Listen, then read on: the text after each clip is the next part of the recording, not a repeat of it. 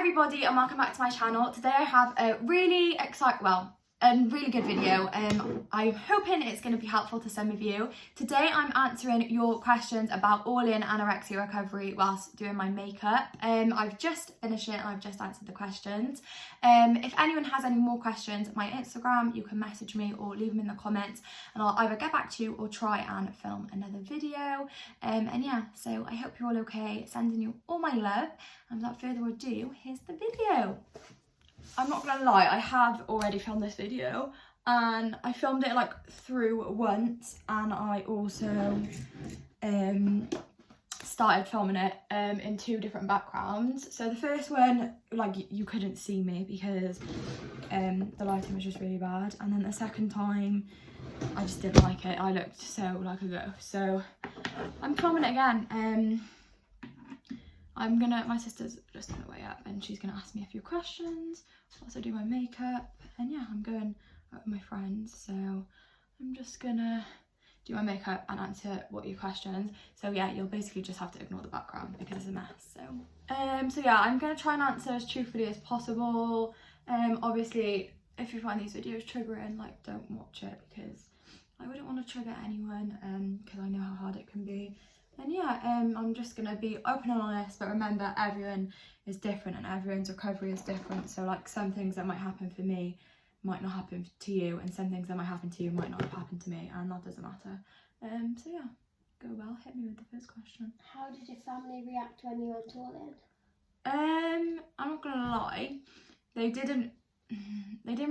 basically, because like my mum doesn't at that time didn't really have any trust in me, because obviously I was in such a bad place, and she thought that it wasn't going to be a good idea, because she thought I'd do it for like a couple of days and then it would like get too much and I wouldn't be able to carry on doing it, if that makes sense.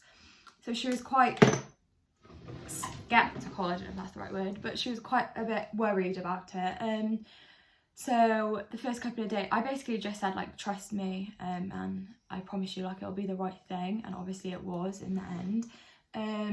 But yeah, at the beginning she definitely did not trust me, and the first couple of days, well, the first few weeks actually, I'd say it was very, like, it was a scary time for her, because obviously like I said, was in such a bad place.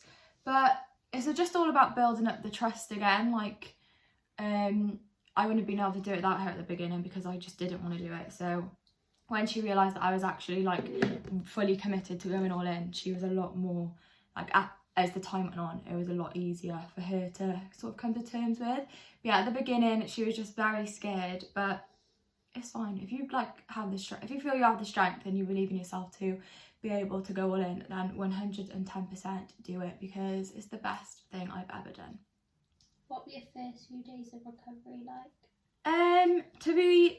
If we're talking like when I went all in, it was like I was really excited because I just thought, like, this is the best thing ever. Like, I'm letting myself eat all these foods and I'm not gonna listen to any rules or any voices, because I just don't want to, and I need to be free. So the first few days were actually okay. I say it got harder as time went on, but I'd say the hardest part was like when I wasn't all in, like when I was on the meal plan and stuff. It just did not do good things to me. I just didn't have the strength to sort of want to be fully in recovery. So until I went all in, when I went all in, things got easier for me because, I don't know, I sort of took control and said, I'm not letting this eating disorder control my life anymore. So yeah, the first few days were okay. It's worse now than it was at the beginning, really, like the feelings and stuff like that. So yeah.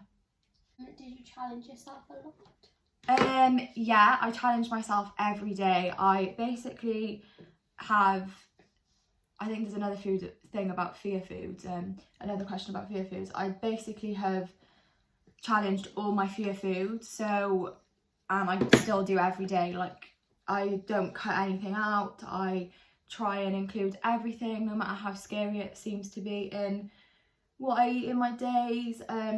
The only thing I haven't challenged is a Chinese, but that's just because, like, we haven't had one, but also I am a bit scared too. But I will this weekend or soon. I will, not this weekend, after once my birthday's done, I will have it, because I've got a few busy weeks now of like eating out and stuff, which is also scary. But yeah, I'd say I've challenged everything, like all chocolate. My biggest fears were like treat food and takeaways and things that aren't, they're classed as like something that you treat yourself with. So once I started to like introduce them, it just got easier and easier. But yeah, I've challenged all of my fear foods now, which is really good to say. Has your relationship with other people improved since going all in? Definitely 110%. Before I was all in, it was literally like the worst, like the vibe in my house was just the most awful thing ever. Like, you would not want to be here because it was just horrendous. Everyone was kind of like on edge. No one really knew what to say ever, and it was just so difficult. And when I went all in, it literally completely changed, like absolutely completely. It was like the opposite to what it was. I'm like, we obviously still argue, like me and my mum, but it's not about like anorexia anymore. It's more about like normal stuff that teenagers argue with their parents about. So yeah, because it's just so much better now. Like with my sisters, it's not like we're just everyone's friends again, and no one's like on edge around each other. Everyone's a lot more happier, I'd say, because when it was at like I was at my worst, it was definitely just horrible. Like, my house was just the worst place to be. Like, honestly, I can't even explain to you. So yeah, it's changed for the better 110%. Do you follow a meal plan as a minimum? I don't anymore. I am actually weight restored now. Obviously that doesn't mean anything, so I don't have a set meal plan, but I always have 3 meals and 3 snacks.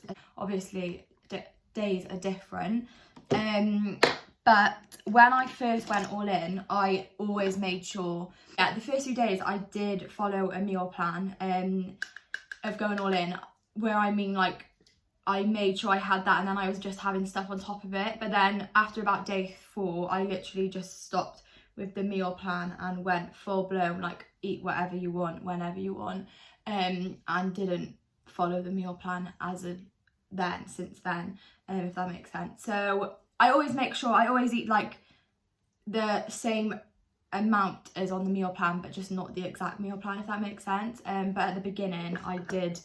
So yeah, the meal plan is my minimum. Well, when I was on it was my minimum all the time, but I'd always eat more than that.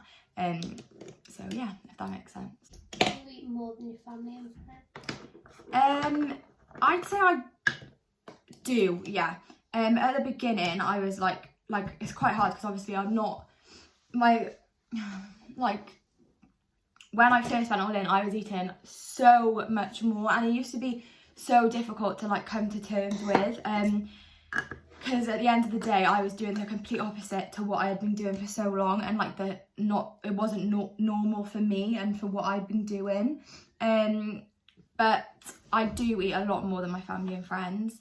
Well, not as a lot more anymore, but I still do eat more, and I don't really know, to be honest, but you've just got to keep your eyes on your own plate at the end of the day. Like, you need to just not think about what anyone else is eating, because everyone's different. Like, your body is going to need different things to be okay every day than your sister or your brother or your mum or your dad.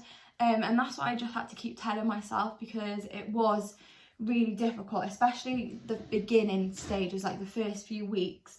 I'd say that was probably one of the things I struggled with the most, and I still do, really, because obviously I still do eat more than your average person, but at the end of the day, who actually knows how much someone needs to eat, because it's just different for everyone. So yeah, I'd say keep your eyes on your own plate. Try not to compare as hard as it is, because you're just making it worse for yourself by comparing. Like, you're not giving yourself,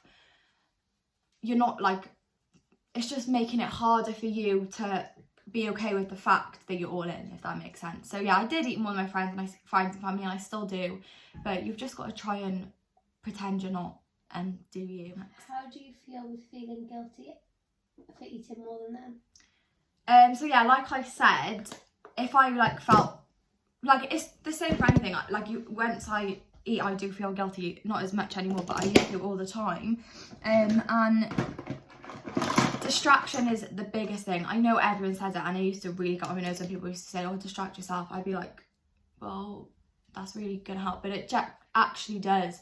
I used to be on bed rest, so it used to be quite difficult, but go and sit in a park, maybe on a bench. If you like to read a book, you could do some reading, or you could colouring really helped me. Schoolwork also helped me, obviously, if you're still in school, doing some schoolwork, putting something on the telly, watching Netflix or YouTube, and just different things like that, really. It can be really difficult, but speaking to your family and friends is always good. Like, you could do a FaceTime with some of your friends maybe, or things like that. Just keeping yourself as busy as possible, as hard as it can be, and just trying your best not to be sat in your room after meals and like being around people. So you can't really, you're obviously still going to think it, but you can't like sit there and really deeply think it, if that makes sense, even though that can be really difficult. But you've just got to try and distract yourself. And with regards to eating more than others, I'd say